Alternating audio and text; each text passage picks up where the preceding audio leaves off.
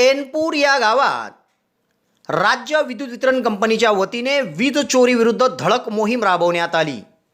यात गावात 2 जण हे वीज चोरी करताना विद्युत वितरण कंपनीच्या पथकाला आढळून आले।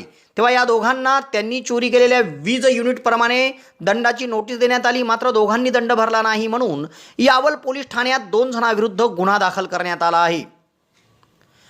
एनपूर येथे महावितरण कार्यालयाचे सहाय्यक अभियंता देवेंद्र जीवराम महाजन यांच्यासह पथकाने वीज चोरी विरुद्ध धडक मोहीम राबवली।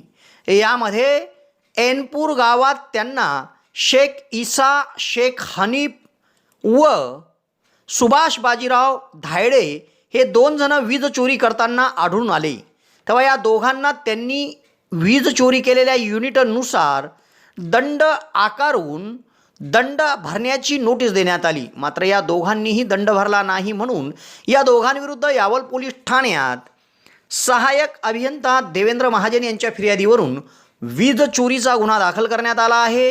पुढील तपास पोलीस निरीक्षक राकेश मानगावकर यांच्या मार्गदर्शनाखाली हवालदार उमेश सानप करीत आहे। यावल शहरात फैजपूर रोडावर हॉटेल भाग्यश्रीच्या समोर महाराष्ट्र शासन मान्यताप्राप्त दिशा कौशल्य विकास संस्थेच्या माध्यमातून टायपिंग सेंटर सुरू झाले आहे व त्यासाठी प्रवेश देखील सुरू करण्यात आले आहे। यासाठी शैक्षणिक पात्रता 8वीच्या पुढील असून या ठिकाणी मराठी कॉम्प्युटर टायपिंग आणि इंग्रजी कॉम्प्युटर टायपिंगचा कोर्स दिला जाणार आहे व त्यासाठी बस पासची सुविधा देखील उपलब्ध होणार आहे। तेव्हा प्रवेशाकरिता संपर्क साधा। फैजपूर रोड हॉटेल भाग्यश्रीच्या समोर दिशा कौशल्य विकास संस्था यावल।